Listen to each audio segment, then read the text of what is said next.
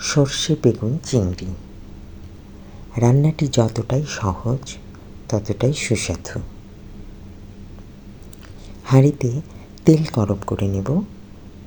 তেলের মধ্যে পেঁয়াজ কুচি দিব। পেঁয়াজ লাল হয়ে আসলে পেঁয়াজের পেস্ট, আদা রসুনের পেস্ট দিয়ে ভালোভাবে কষিয়ে নেব। কষানো হয়ে গেলে সামান্য পানি দিয়ে দেব। পানির মধ্যে হলুদ, মরিচ, জিরা, ধনের গুঁড়ো দেব, স্বাদমতো লবণ ও কয়েকটি কাঁচামরিচ দিয়ে পানির সঙ্গে মশলাগুলো মিশিয়ে নেব। বেগুন দিয়ে দেব। বেগুনগুলো কিছুক্ষণ কষিয়ে নেব। বেগুন কষানো হয়ে গেলে ধুয়ে পরিষ্কার করে রাখা চিংড়ি মাছগুলো দিয়ে দেব।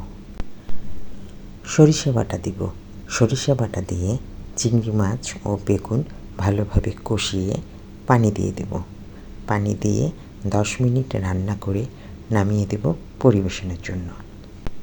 অল্প সময়ের মধ্যে গরম ভাতের জন্য সুস্বাদু একটি রান্না।